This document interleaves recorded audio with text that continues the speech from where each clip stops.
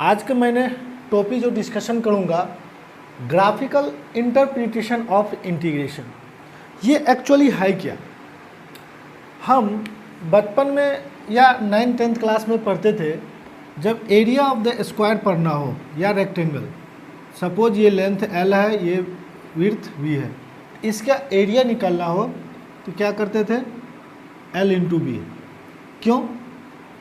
चूँकि throughout the length हमारा width का जो लेंथ है वो कांस्टेंट है, फिर थ्रू आउट द विड्थ हमारा लेंथ क्या है? कांस्टेंट है। तो इजली हम क्या करते? लेंथ इंटू विड्थ एज पर सिंपली ट्रायंगल का half into base into height कर देते थे। जब ये इसको हम क्या बोलते हैं? रेगुलर शेप हो गया। जब रेगुलर शेप हो गया तो इसका एरिया कैलकुलेट करना आसान हो जाती है।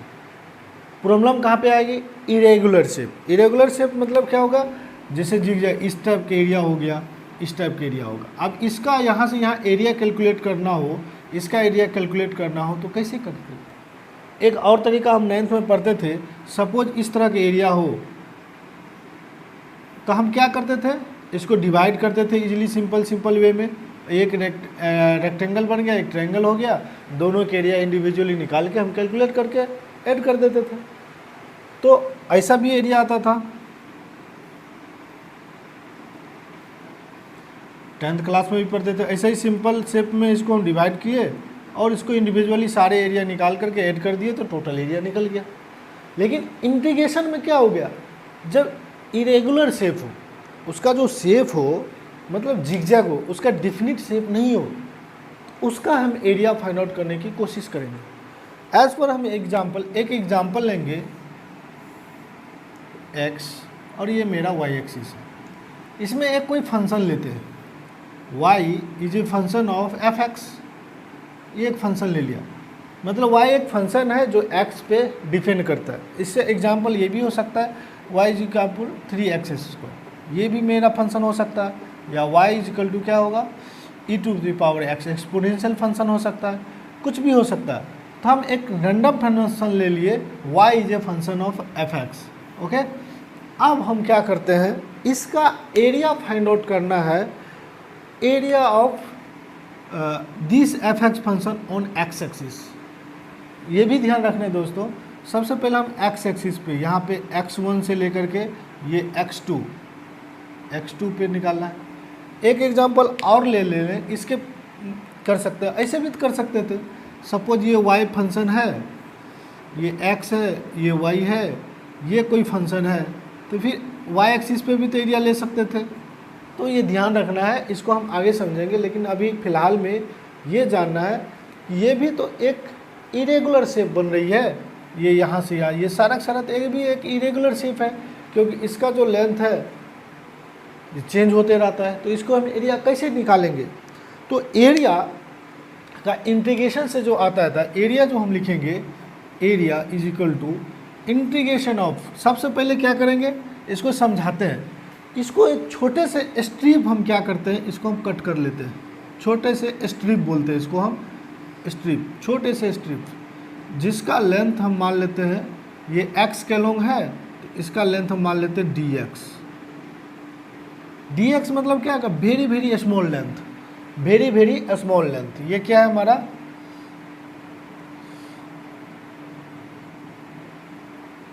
वेरी स्मॉल लेंथ, बहुत छोटा लेंथ है।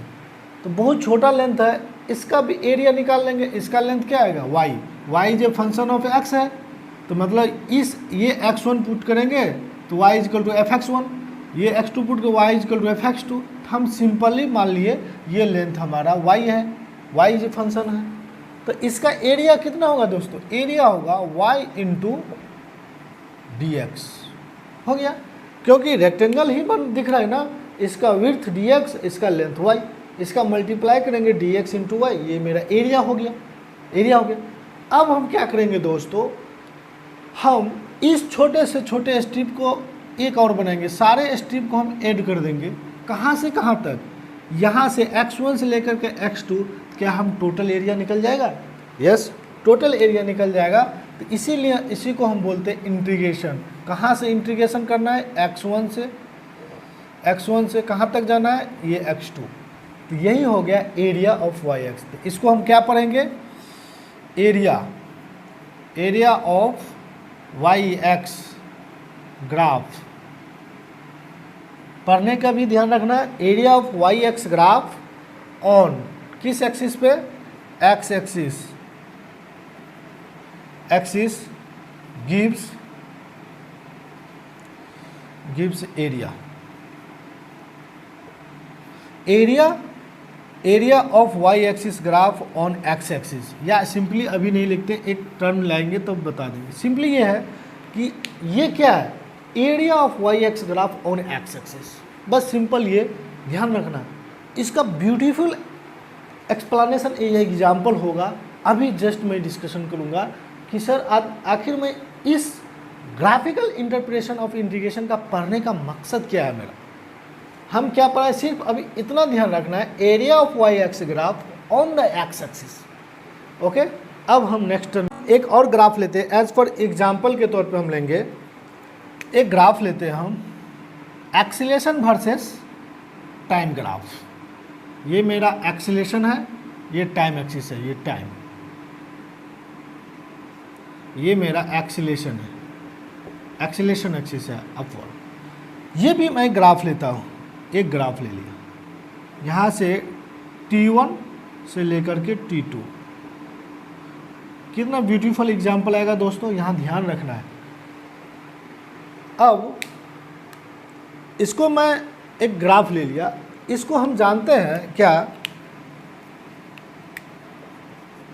एक्सीलरेशन इक्वल टू क्या होता है, change in velocity upon dt। तो इसको हम ऐसे लिख सकते हैं, dv इज इक्वल टू, ये इधर चल जाएगा, एक्सीलरेशन इंटू टाइम dt हो गया। अब दिख रहा है एक्सीलरेशन यही तो है y बट dx, ये y और ये dx, ये क्या है a, और यहाँ पे भी एक स्ट्रिप लेंगे dt, ये dt, ये dt हो गया। तो एक्सीलरेशन ये भी, इसको कुछ पढ़ सकते हैं dv मतलब इसको इंटीग्रेट करेंगे T1 से लेकर के T2। तो जब टाइम T1 पे होगा इसका वेलोसिटी क्या, एक्सीलरेशन क्या होगा, कुछ और होगा। तो इसके अकॉर्डिंग क्या होगा, v1 से लेकर के v2, उसके कॉरस्पॉन्डेंस कुछ ना कुछ वेलोसिटी होगा। इस टाइम वन का कॉरस्पॉन्डेंस, इसका टाइम टू कॉरस्पॉन्डेंस कुछ ना कुछ वेलोसिटी होगा, क्योंकि एक्सीलरेशन वेरी कर रहा है। तो ये जो होगा हमारा v2 minus v1 is equal to area of acceleration time graph on time axis T1 से लेकर T2। दिख रहा है दोस्तों, ये क्या दिया हमारा, ये क्या दे दिया हमारा, चेंज इन द वेलोसिटी। ये क्या है, चेंज इन वेलोसिटी। इसका मतलब हम ये क्या दे रहा है कि area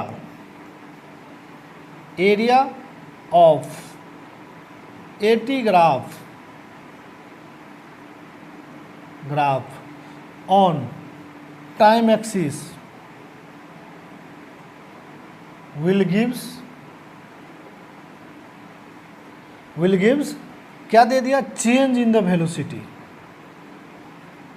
change in the velocity.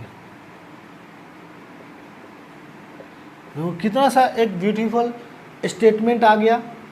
इसको ऑब्जेक्टिव में भी आ सकता है, इसको सब्जेक्टिव में भी हम कर सकते हैं, जैसा भी as per requirement of the question हम उसको डील कर सकते हैं।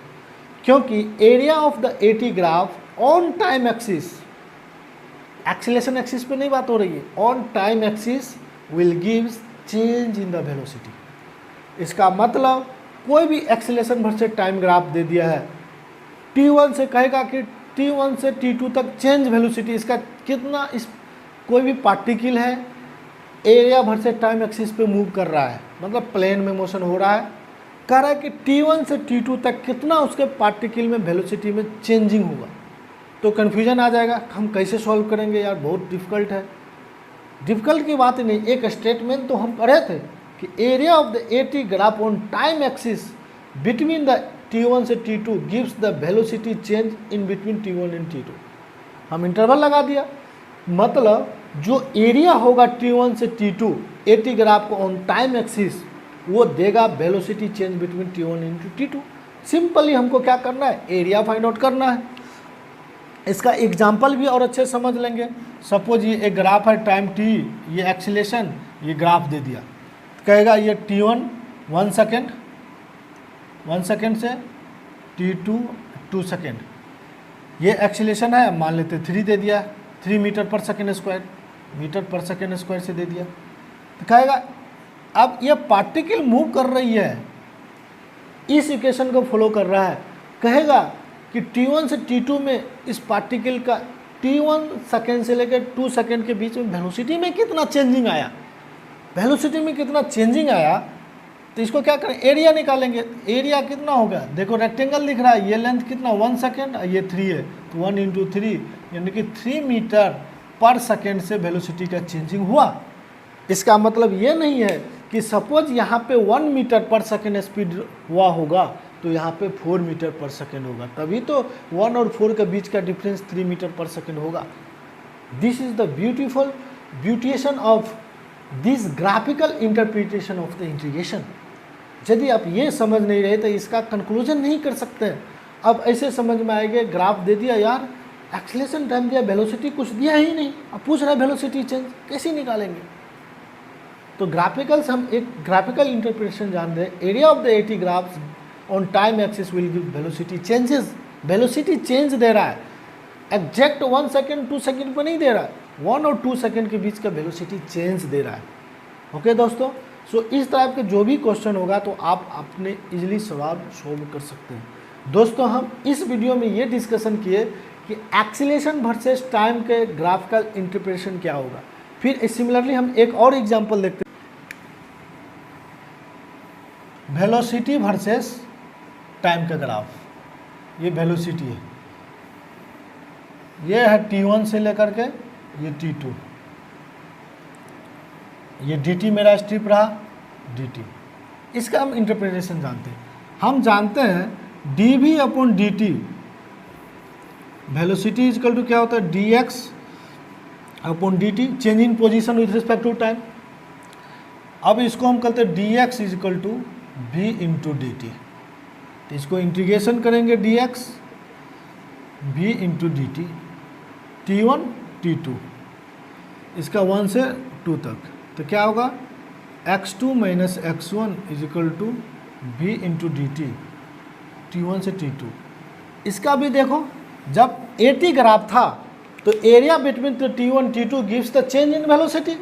जब VT ग्राफ रहेगा तो area between the T1 TT मतलब VT graph on time axis will gives the change in the position. यही क्या हो गया, चेंज इन द पोजीशन। तो ये क्या है, area of XT graph on time axis will gives the change in the position, change in the position। ध्यान रखना दोस्तों, दोनों में ये चीज जरूर ध्यान रखना, चेंज इन द पोजीशन। सिर्फ पोजीशन नहीं देता, चेंज इन मतलब T1 टाइम पे जो पार्टिकल का पोजीशन होगा, T2 टाइम पे जो पार्टिकल का पोजीशन होगा, दोनों पोजीशन का चेंज बताएगा। यदि जीरो एरिया आएगा तो यानी कि मतलब पार्टिकल का पोजीशन में चेंज ही नहीं हुआ, चेंज ही नहीं हुआ। कैसे चेंज नहीं होगा, ये नेगेटिव एरिया होगा, कुछ पॉजिटिव एरिया होगा।